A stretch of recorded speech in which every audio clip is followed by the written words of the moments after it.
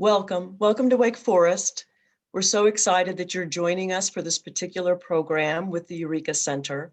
My name is Susan Faust. I'm one of the assistant deans in admissions, and I'm very happy to welcome you, those admitted students who are with us this evening, as well as those who are already Demon Deacons. The URECA Center plays a key role in every student's life in the sense that research is part of what you'll not only be exposed to, but you'll have a chance to do on your own. I'll share just a brief story before I introduce our presenters today. My son, who was a Wake Forest student a number of years ago, did a degree in politics and Arabic. And one summer he spent time at a language school in Morocco on a Wake Forest program. And it was through URECA that he received research project money so that he could actually do a project looking at the architecture of Moroccan mosques while he was there. So URECA holds a special place in my heart. The URECA Center, the acronym URECA, stands for Undergraduate Research and Creative Activities. So it spans the full breadth of the liberal arts. So today we have two of the faculty members of the URECA Center joining us, and I'm happy to introduce to you Professor Shannon Mihalko, and who is a professor in health and exercise science, and Professor John Oksanish, who is in the Department of Classics. So I'm going to ask each of them to say a few words. Also, I would just mention that any questions that you want to ask, please put them in the Q&A. And Professor Mihalko is going to be looking and answering those throughout the session, but she'll also be posing some towards the end of our time together. But thank you for joining us. And Professor Mihalko. Hi, thank you. And thank you all for joining us today. We're so excited to be with you and to talk about something that's really near and dear to our hearts, and that's undergraduate research and creative activities at Wake Forest. I've been here for over 20 years. I'm now a professor in the Department of Health and Exercise Science. And I was a part of URECA when it first started. And it started in the very beginning by being across the entire University of Wake Forest with a professor in chemistry, a professor in art, and myself in health and exercise science. And very quickly we're joined by faculty in psychology and anthropology and English, and across all of these areas. That really shows how much we are dedicated to not just research in the sciences, but across the entire university, and how much fun we had brainstorming our name URECA to try to represent that in those early days. So as Susan said, I'm going to be in the background as well, but I'm going to be paying close attention to the Q&A. I'll answer some as we go along, but I'll try to save some of those to pose to myself and Dr. Oksanish as we get toward the end. But right now I'm going to turn it over to him, and I look forward to your presentation.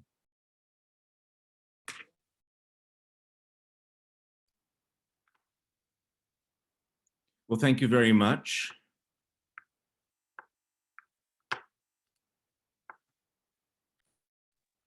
Thank you very much. It's really wonderful to have you all here. I am Professor John Oksanish from the Department of Classics here at Wake Forest University. I've been here for about 10 years, and in those 10 years, I've had the pleasure of, in fact, mentoring a student on a URECA fellowship, and so that was really my first introduction to the organization, and I think it's a really valuable one. And something distinctive that Wake Forest offers. So I'm going to share my screen now and share with you a PowerPoint presentation, which will be with us for the next 20 minutes or so. And again, after that, we'll have ample time for questions if you don't end up including them as we go along. So let me just briefly share my screen for you here. Whoops. And it's my hope that you can see that.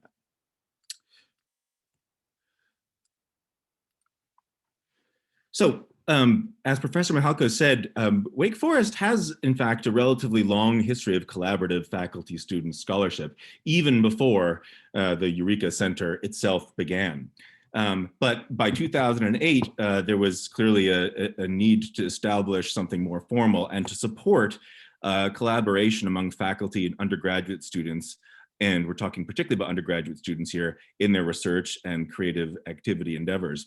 And it's worth noting here that one of the benefits of being at a place like Wake Forest, although we do have some graduate departments in some of our divisions, that particularly in the humanities and other divisions within the university, we do not have graduate students. For example, there are no graduate students in the Department of Classics, which means that faculty will be particularly keen to work with you on research and creative projects. And I think that we particularly value the opportunity to work with undergraduates in our various fields. So I think that's something that's worth saying from the get-go, that Wake Forest offers something unique and important right there.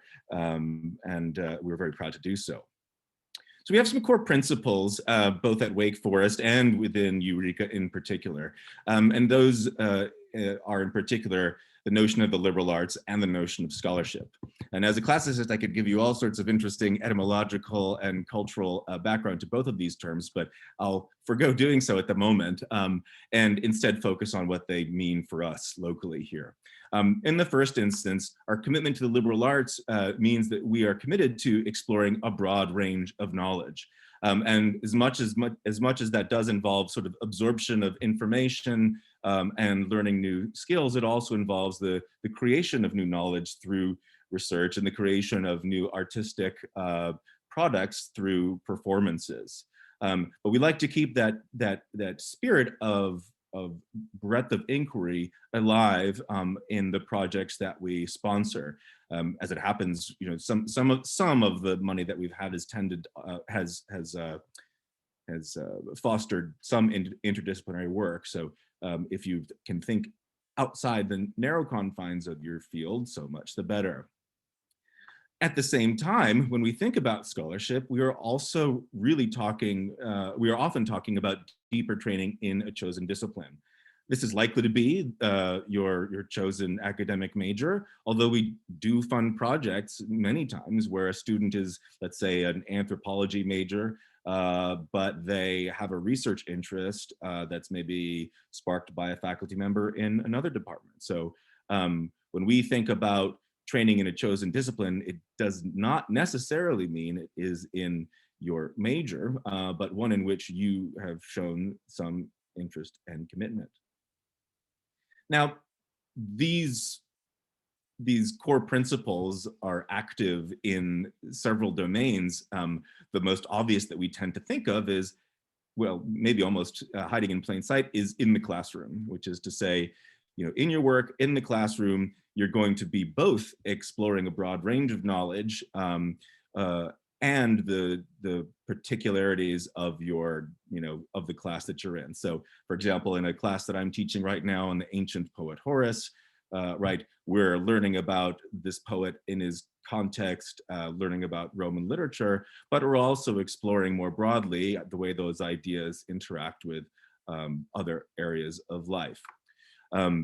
So we don't want to neglect the importance of the classroom here in sort of helping to cultivate some of those initial contacts with scholarship.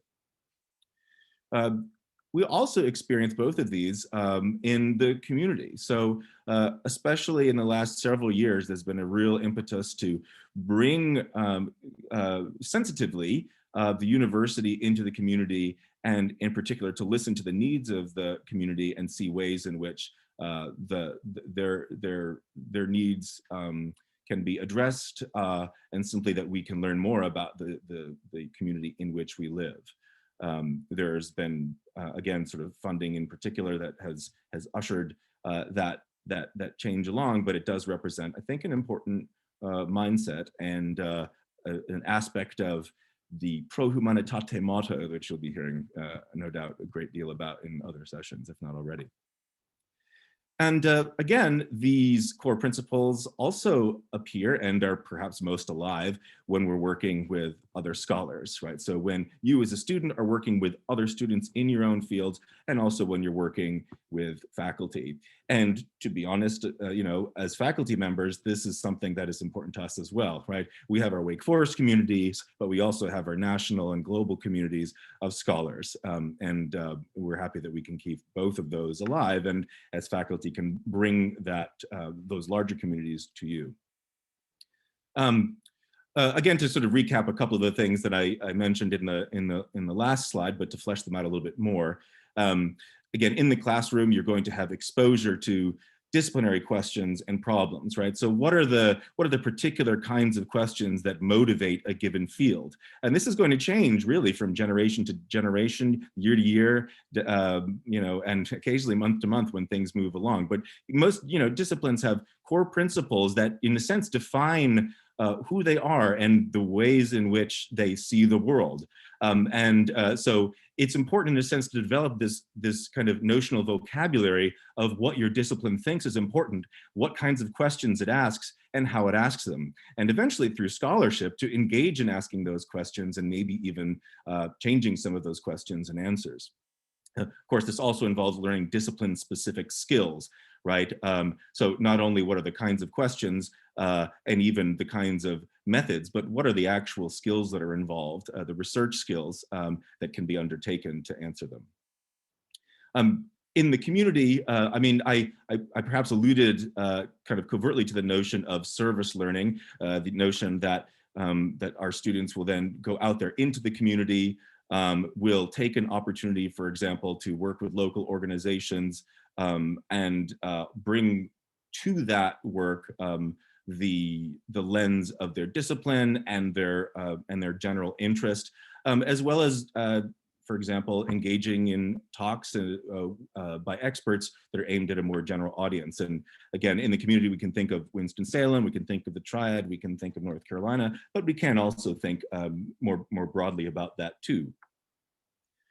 Again, the thing that I think we think is perhaps most clearly identifiable with our mission at URECA is thinking in particular about the relationships that students can develop with other scholars and that we can encourage. And that would fall into the rubric of mentored scholarship. It's a lot of what we do. Mentored scholarship, it's crucial to emphasize that this is the kind of scholarship that occurs outside the classroom. And with URECA's programs, it may be initiated by faculty or by students. And we'll talk a little bit about the distinctive offerings that we have and sort of what some of the various flavors are. On campus, these take on the following these are some examples, right? So we have independent scholarship. So that's to say that, as a student, you may find that there is a project that's particularly interesting to you, and you can work, with a faculty member in your department or in the field in which you wish to do that work on a particular kind of project, say over a summer or even during the academic year. There are honors projects. So as you settle into your major and you sort of have a sense of the parameters, those big questions that motivate the field, you may want to start thinking, usually at the end of your junior year, you could start kind of planting those seeds earlier. What sort of an honors project might you like to contribute? What sort of research project what would you like to participate in? Think about, for example, the projects and studies that are going on in any of the various labs that we have on campus in the sciences. It might also, in the humanities or the arts, suggest a particular kind of research study on a particular author, on a particular idea, whether that's an ancient idea or a contemporary one. And those can be explored, again, through various kind of mechanisms here, but one of the ones which is probably most important at URECA has been the summer fellowships that we offer. And we can talk a little bit more about those, but in short, the notion is that you apply for our various summer fellowships to work with a faculty mentor, and the faculty mentor will help you through work through the questions that you have and the project that you have.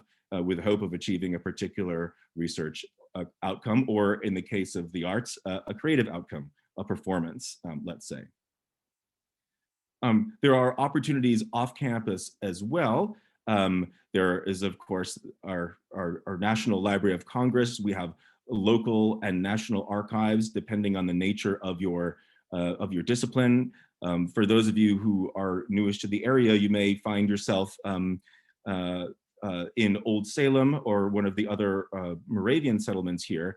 And for example, I know that some of the archives there are quite thorough and remarkable in that they offer firsthand accounts, sort of primary sources of life in the triad in our area in Winston-Salem, the Wachovia tract, as it were, early on in its emergence. So these are the kinds of things that you can, of course, look for them on your own, but your faculty mentors will be able to help you to locate.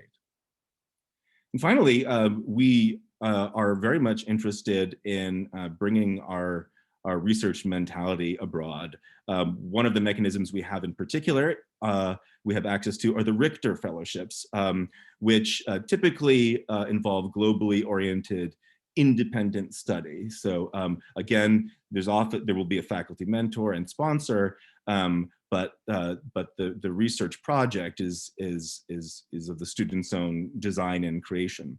And of course, this has been stymied somewhat by COVID-19. They've allowed some domestic opportunities, but you know, hopefully, as things get back to normal, we'll be back to offering Richter Fellowships for research that could be undertaken abroad, whether it's a particular library, a particular archaeological site, a particular lab that you need to go to conduct your research. I mean, this is the program for you.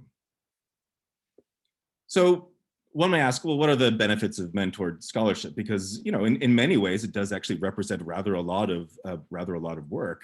It's hopefully rewarding work, but what are those rewards? Well, first of all, you get to sort of take one of the advantages of a Wake Forest education, which is, you know, our commitment to teaching and our ideal faculty-student ratio, and to make that ratio one-to-one, right? So to interact formally and collegially with a faculty mentor, right? So this is sort of like office hours taken to the next level, where you really get to converse and bat around ideas and think about some of the motivating questions that you have as they relate to your field. You introduce yourself to a community of scholars, not only at Wake Forest, but well beyond.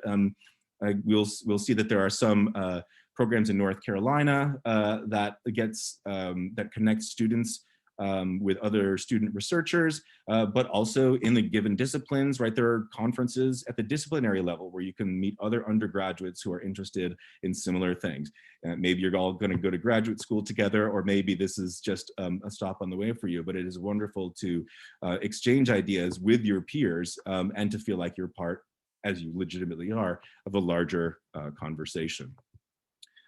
Really, you get to develop critical thinking skills in a way that we hope happens in the classroom, but again, is taken to the next level. When you're responsible for the level of research that you undertake while doing mentored scholarship, you have the opportunity and the sort of responsibility to develop skills in a way that sort of sometimes doing problem sets, let's say, simply does not allow, right? You are inventing the questions as well as engaging the methods, and that is some fairly high level intellectual work, and so that is if hopefully individually rewarding, but also has a clear kind of developmental outcome in terms of what you can do. Similarly, you'll start thinking about research design. You'll hone your presentation skills. We'll talk about some of the opportunities for that. Again, I've mentioned networking in the discipline, and career development opportunities often come along with this, right? When you are able to both engage those communities, network within the discipline, as well as simply start contacting other scholars and students in the discipline, opportunities open up that were not there before. And that's, I think, a real benefit of, and in some ways, an unsung benefit of doing mentored research. You know, we prize the intellectual outcomes, but there are also really important things about career development, whether they're in the field or not. Okay, so here's a kind of generic trajectory of what Wake Forest's research path might look like for you. You know, when you're a first year, you're doing a lot of coursework. That's to be expected. We have our divisionals, as so many places do. In the sophomore year, you might start thinking more about disciplinary training, right? So you're gaining the skills in the labs, whether it's on a fellowship or not. And it's junior year when you start to think about a research project and perhaps undertake a project over the summer or otherwise. These culminate in presentations, publications, or performance in your senior year. So again, as much as we want you to be thinking about research as a goal or something that you may be interested in at Wake Forest, we also want to specify again that classroom work remains really important, and that's foundational to the subsequent stages. Oh, I should also say, whoops, I think I need to go back here. That you know, a crucial part of this is really getting to know your professors in the classroom, right? So in those early days, thinking about asking them ways that you can help on their projects. That's, for example, how I got started with my student. And then you can apply for a summer fellowship along the way. Some specific funding opportunities that we have, and we'll talk a little bit more about these in the Q&A if you like. We have the Wake Forest Undergraduate Research Fellowships. In many ways, this is some of the core of the URECA funding that we offer.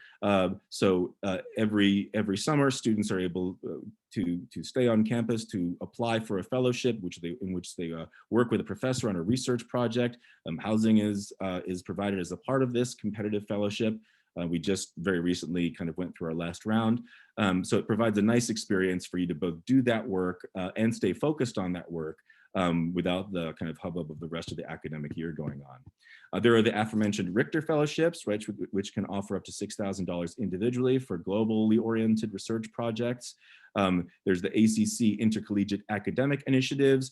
So we think in particular about the ACC Meeting of the Minds. So this is, again, an opportunity for students to collaborate from other schools and present research and get to know others who are working on similar things. We have the STAR travel grants, which is great if, for example, you've developed a paper for a class or a seminar, and you're working with a professor and you want to help them present their research, and they ask you to do so, and then that can help to defray the cost of travel to those conferences, which we hope will no longer be virtual very soon. A relatively new initiative is this URECA X initiative, which is faculty initiated, whereas many of the others are student initiated. I mean, at least in collaboration with faculty. But this is where, let's say, I've got a project I'm working on, and I just need a little help with a slice of it. And I think that spending time working on that would be helpful for one of our students. I'll ask them if they'd like to do that for a short term. They get compensated for their time as part of this fellowship, and they learn some new skills along the way. Now, of course, I'm not going to know that student's interested in the project unless we've made some good connections in class. So again, I want to reiterate that is a crucial part of this research equation. In all, we have over $400,000 to support students, which is a really great thing, particularly, again, that we're talking about supporting undergraduate students, as you all will be in research. To tell you about a few opportunities in which you can showcase your collaborative scholarship. So there's the Undergraduate Research Day, which is a wonderful event. That takes place normally on family weekend. There's another slide about that in just a moment. We have the State of North Carolina Undergraduate Research and Creative Symposium in November, another North Carolina specific opportunity to share research. The ACC Meeting of the Minds, here now looking at the conference level, Atlantic Coast Conference. Departmental honors abstracts, for example, are circulated also in May. Those are coming up. So students who have been working on an honors thesis, they get to have an opportunity to share their research with the rest of the Wake Forest student body, in particular those interested in research. So these come out typically in conjunction with the Undergraduate Research Day. And as I've mentioned a few times, there are the different discipline-specific conferences, right, in chemistry, in physics, and you name it. Over the summer too, in our summer programming, we offer several workshops so that you're not just sort of in and out of the lab. We try to create a sense of community there. or in and out of the office, as the case may be. Students get the opportunity to make presentations about what they're working on. We did these virtually last summer. They were nonetheless still quite successful. You'll have dinner with summer fellows. You learn about responsible conduct of research, these kind of meta questions like thinking the research about research, scholarship about scholarship, and best practices within those disciplines. Sometimes those rules are written and sometimes they're unwritten, and we like to pay attention to both. Again, thinking about ethical issues in research is also crucial. I mean, once again, there are sometimes specific criteria that actually need to be met, for example, when involving human subjects. But even when that's not the case, there are often ethical questions that arise, when studying other cultures, when studying, areas of inquiry that might push people's ethical buttons or raise questions about the ultimate goals of the research. And then finally, some practical stuff on proposal writing, right? This is a genre unto itself. How to write a proposal that gets funded, that gets the attention of people in the field, not only for us at URECA, right, but also as you get out there into the world if you want to pursue graduate school and other research. So we work on cultivating those skills. I mentioned Undergraduate Research Day before, again, held during Family Weekend, and you can see some pictures from the before times here. We have 10 to 15 short student talks where students kind of give a narrative presentation of their work. And then in the big event in many ways is the 100 posters in a big room, usually in the central section of the ZSR library, where you kind of rove around you can rove around or you can have your friends rove around or your parents rove around to talk with students about their research, which they present in a poster presentation. And I think it's usually a great opportunity to sort of tell the public, relatively speaking, about what you're doing and give you really an opportunity to focus in on what the essentials of those projects are and be proud about what you've learned and discovered, what you've accomplished. So I thank you so much for your patience in listening to that presentation, and I imagine there are probably some questions. I'm happy to provide anecdotes, sort of case studies from our own personal experience, but I hope this kind of activates your appetite for thinking about doing research at Wake Forest, making that an essential part of your experience here. Again, not only through URECA specific programs, but bringing that mentality of scholarship, performance in the arts, and research to what we do. So I think we will now open it up for questions with my colleague, Professor Mihalko. Okay, wonderful. Thank you so much for that presentation. I hope everyone enjoyed it. A lot of information there to unpack and think about. And we have a couple questions. I'd like to encourage all of you out there to ask questions with the Q&A function, and we will make sure, to get to them, maybe take a minute to think about everything that Dr. Oksanish just went through. And here they come in now. So that's great. But the first one for us to think about was about the Richter Scholarship. And the question was, does that program only offer research opportunities abroad for certain departments in certain countries? Or can a student go anywhere to study or research anything they want? Do you want to start with that one? And then I actually, while I was listening, went to our handy, amazing, wrong way, Undergraduate Research Day abstract booklet. And I found a few titles just to give people a flavor. But first, I'll let you say something, anything you want to about the Richter. Sure. Well, I have right here some of the script that we have on our website, and I'll use this opportunity to remind folks that we do have quite a nice and relatively thorough website. So if you have specific questions about individual projects that come up after we're done here, that's a great place to start. I mean, you can always be in touch with us, but that's a good place to start. So from my understanding of the Richter, I think there probably are some restrictions on what countries you can visit. And again, like some of that has been contingent on world events. And in this case, COVID-19 has meant that people have not been able to go abroad. But my sense is that as long as it's globally oriented and that you have a solid research plan, that regardless of department or country, you can if you can dream it and you can write a solid proposal for it, I believe it can be done. So I think the sky's the limit there.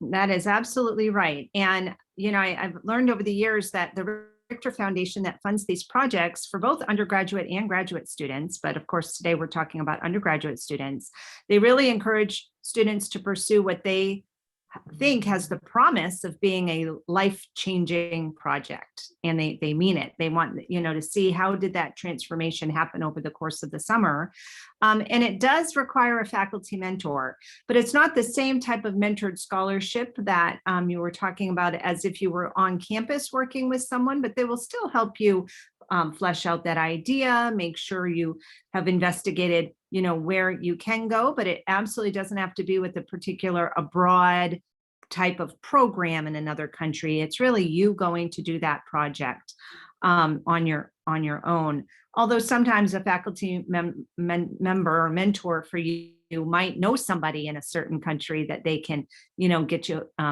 to talk to a little bit more about where to go. Let me give you a couple examples. So art and cultural continuity in Chile. And that was done by someone with a major in Spanish, and their mentor was in Spanish and Italian. This one sounds like so much fun to me. Finding friends as a foreign fiddler. Characteristics of open music sessions in Ireland and Scotland. And yes, this person went to both Ireland and Scotland, where they saw a total of 40 different music venues and worked with a faculty mentor in psychology to look at that question. And then a last example, the role of women in Spain's farm tourism industry. And that was with a mentor in politics and international affairs. And that student traveled to Spain to investigate the question and looking at 5 different farm tourism sites over the course of their summer. So I hope that answers that question. And if you have anything you want to add to that, please go ahead and put it in the Q&A. So another question is about interdisciplinary research. And interdisciplinary research is looking at a question from multiple disciplines, right? It stretches across all of those disciplines, as you mentioned in the question. And the question is, how do you pursue that, and which instructor do you approach first? Well, here, I think there are as many answers as there are students. I mean, insofar as, if you've developed a particularly good relationship with one of the professors, and presuming that, the project is not sort of like a psychology project with a dash of literature, right? In which case, maybe it makes more sense that you would work with the professor in psychology. Depending on how it breaks down, it seems to me, as I have read these applications now a few times, that, apart from those fairly obvious cases, there are some in which it seems to be based on a kind of solid working relationship, a mentored relationship between the student and the faculty member. And this, again, I think can vary, but in short, I would say that there's no hard and fast answer to that. It's a combination of the nature of the project and its content, as well as the nature of your working relationship with the faculty member. Yeah, and I would only add to that absolutely is not just about interdisciplinary research, right? So we often get the question, especially from incoming students or freshmen, about when should I get started? And we've tried to add that with the trajectory slide that you talked about. I think that's helpful, that you can get that through your coursework and just reaching out. Most faculty are here at Wake Forest. A big part of the reason why we want to be here is because we want to work with our students. And we love doing that. And so sometimes you'll have a professor reach out to you in a class, but that doesn't have to be. I've often had students reach out to me. I'm in, as I mentioned, health science department, but I've had students in biology or psychology that I have never met in a classroom send me an email, say, oh, I heard a little bit about your research. Can we talk more about it? And the next thing we know, we're writing a proposal together for a summer research fellowship. So I really encourage everyone to reach out to faculty, look at different departmental websites to see what the research is going on in every department. We're not really in the business of matchmaking in URECA, but we're here to definitely support you and to help you try to make those connections if that timing makes sense. The other thing is, if you want to do a summer fellowship, then you might just ask people, if you know what your major is going to be, then go to the coordinator for that major, or to the honors coordinator. They know the research that's going on and can point you and say, hey, maybe you want to talk to this faculty member in that one, and you can start finding out things that are going on that way. And I would tie that into the next question here, in that is true in every division across Wake Forest. And the question is about some of the roots of research at Wake, and probably in many schools being in the natural or the hard sciences. But I think, as Dr. Oksanish said in the beginning, URECA research at Wake started long before URECA. In fact, I was an undergrad at Wake Forest and did a research project with my mentor that led me into the field of health psychology, that could today, be a funded summer project, where there was great projects going on long before, and that was a long time ago, before URECA started. URECA was just a really wonderful way to use an umbrella to capture all this great work and to help students be able to find the opportunities, as well as faculty, and to harness those resources to make the most of the resources that we have. And so the question is, and maybe you can answer this piece of it, do you think Wake is expanding research into the social sciences? And I would add into the fine arts and the liberal arts, or across all of our areas at Wake Forest. Yeah, I think so. And in fact, I think it's sometimes outside the academy, right, outside of universities, we forget that research can take place in those disciplines. So I've taken an example of like my field, classics, where the primary sources have been available for, in some cases, many centuries, but there are always new questions to ask. And faculty, one of the other reasons they're college faculty, right? So they're college faculty at Wake because they want to work with their students, but they're college faculty very often because they want to conduct research, and it doesn't matter what field that they're in.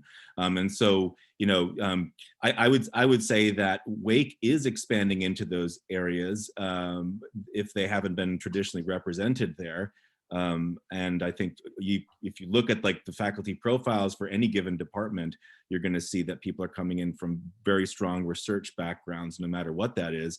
And at the same time, then presume that they want to work with you or they may want to work with you anyway on your project. They certainly want to work with students.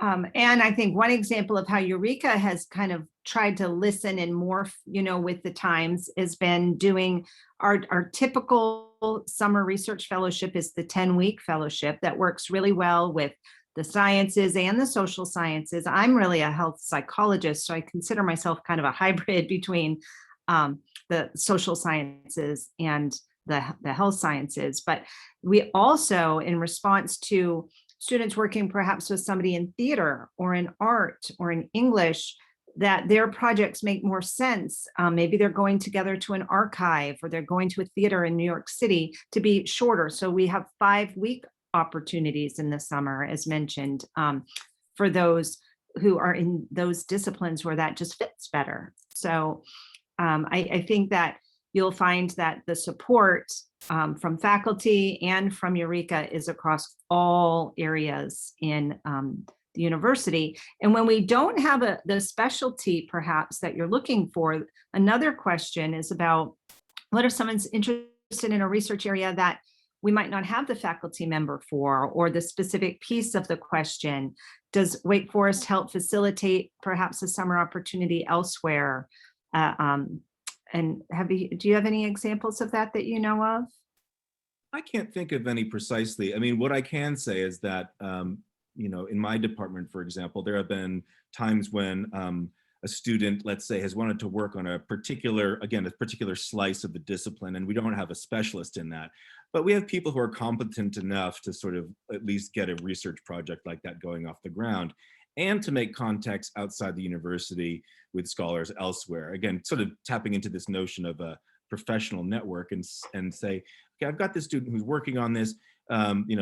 Would you meet with them virtually? can you read this project with us? So, I mean, that's one kind of example of that I can imagine. I also, I mean, I don't know, again, not being a scientist myself, but my sense is that, you know, in the sciences, especially, there are a lot of collaborative projects. You know, so my discipline tends to be like you're doing your own research by yourself, and occasionally you interface with others. But in the sciences, it seems to me that very often you're working with people at labs at different universities, and so, you know, you're going to get that kind of those kind of contexts almost built into the nature of the project. And in fact, I just thought of an example of a student who is a chemistry major, and her mentor had a grant with a laboratory team in China. And a few years ago, they had a program every summer where they would swap students, if you will. And so Allie, the student I know, got to go to China for the summer and learn a technique that wasn't being done in the lab here at Wake Forest.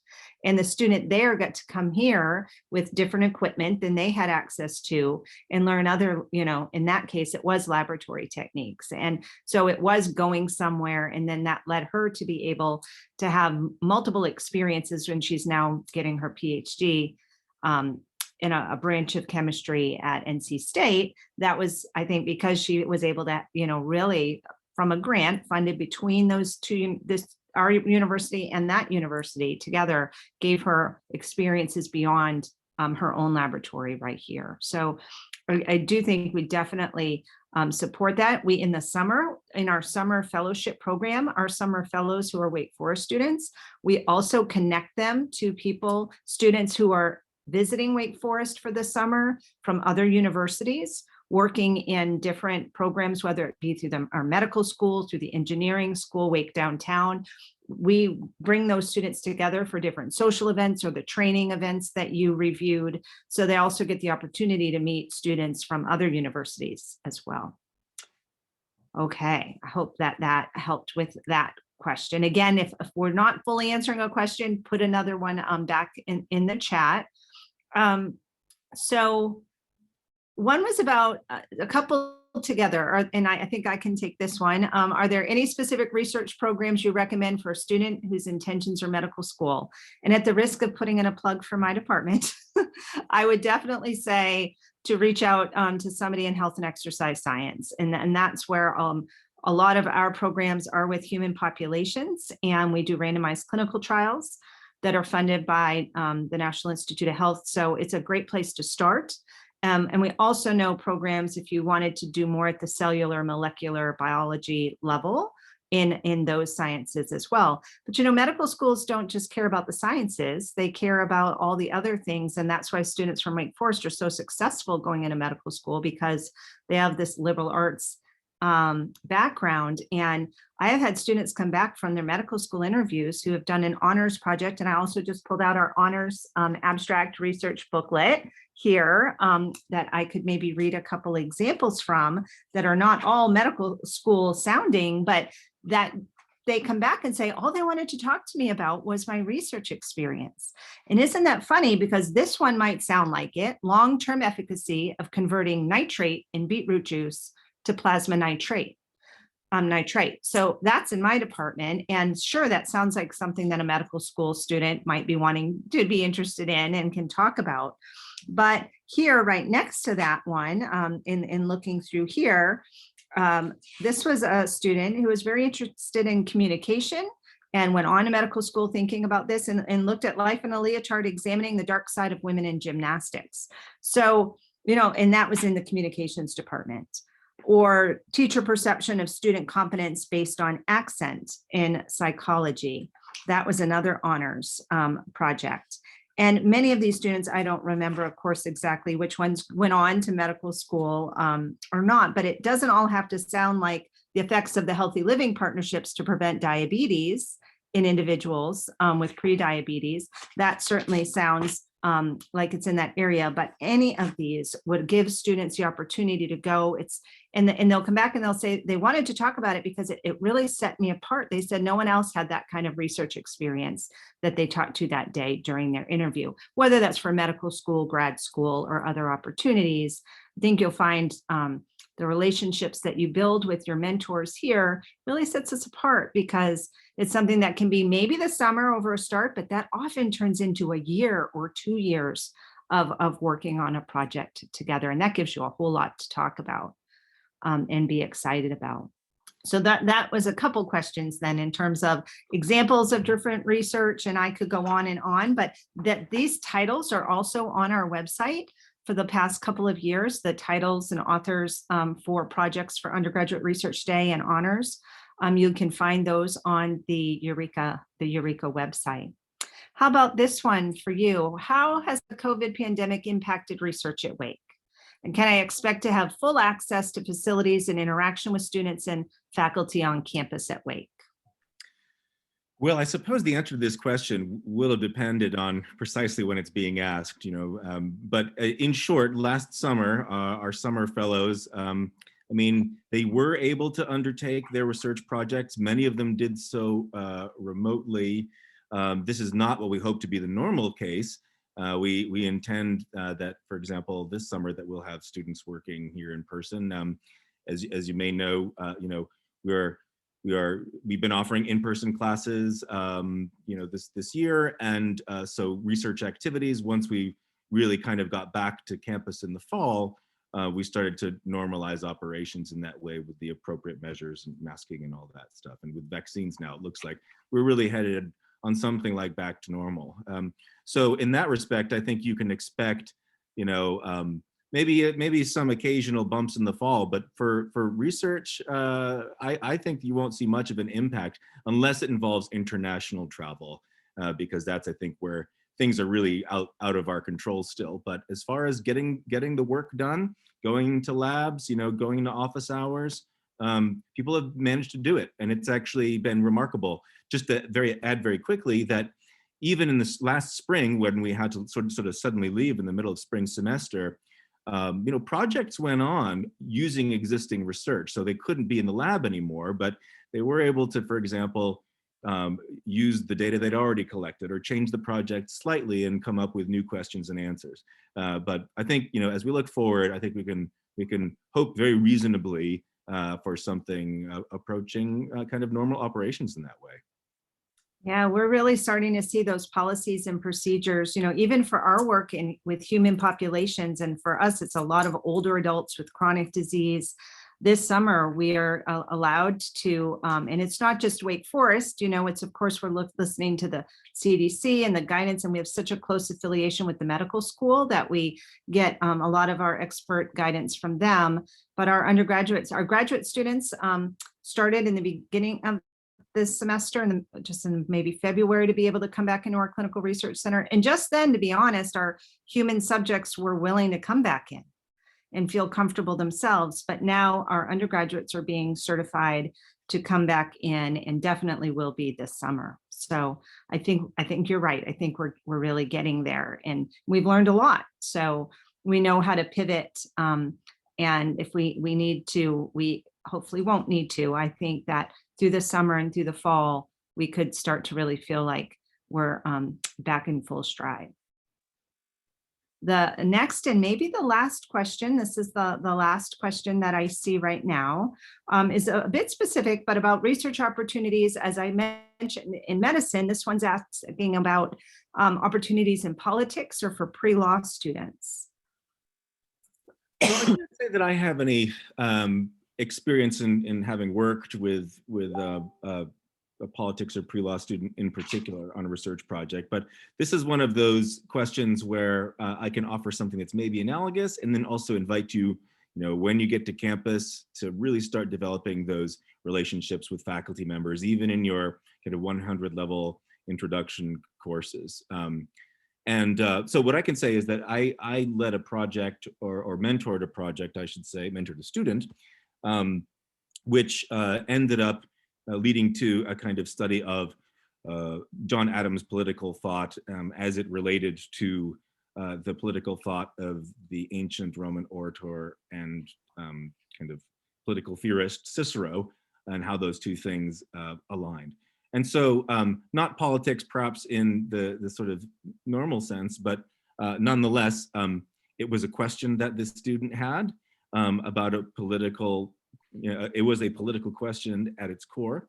And I was able to mentor him through, at least my side of the equation, and he worked with a history professor for the other bit of it. So, I mean, such projects do exist, and I think very often, particularly when you're starting undergraduate too, there are just entire worlds that are just about to open up to you, and you will soon see kind of what all of those are, and your faculty mentors are going to be the conduits to access that. So in all seriousness, make those relationships count. And there are many examples if you go and look at some of those titles in politics and international affairs on top of that great example that you just gave. And I will just add that for the summer research fellowship programs, we often have a few earmarked every summer for students who want to work with a faculty member in the law school or a faculty member in the medical school or the business school. So we have added that as we've gone along to really help those students who want to try out a particular field with research. So it's not an internship, it's doing a research project with one of those faculty members. And it's just amazing. I mean, I'm sitting in my office and I'm connected to the law school right here. And we have a law professor who I know well, who is half in the law school and half in the medical school. He's actually split between the two, Professor Hall. And he's worked with students over the years, many undergrads. It's just been, he's another example of somebody. And I think it's probably a 50-50 split for his students, how many of them go into law and how many of them, go into medicine over the years. So lots of opportunities there. Well, this has been wonderful. I really want to thank both of you, Professor Oksanish and Professor Mihalko. It's so great, I think, to hear how individual research is really part of the liberal arts experience at Wake Forest, and that every student can tap into that, building their own knowledge base in that particular way, working with faculty in all sorts of ways. I also want to thank all of you students, all of you admitted students and enrolled students for joining us, but also I really want to add my congratulations to all of you. We're so glad that you're taking a close look at us. I invite you to continue to look at some of the upcoming programs in the next week and a half. But if you happen to have missed a program and are interested in kind of learning about that particular area of Wake Forest, you can find that link in the chat. Just copy that and you'll have a chance to go back and look at all the different programs that have been happening for the last couple weeks. Again, my thanks to the two URECA faculty members. Thank you so much for joining us. If you have any questions, please contact them directly, or you can contact me. I'm happy to answer questions as well. We wish you the best in making your decisions about college and your next steps. Thank you for taking a close look at Wake Forest, and we will talk with you soon. Be well and be safe.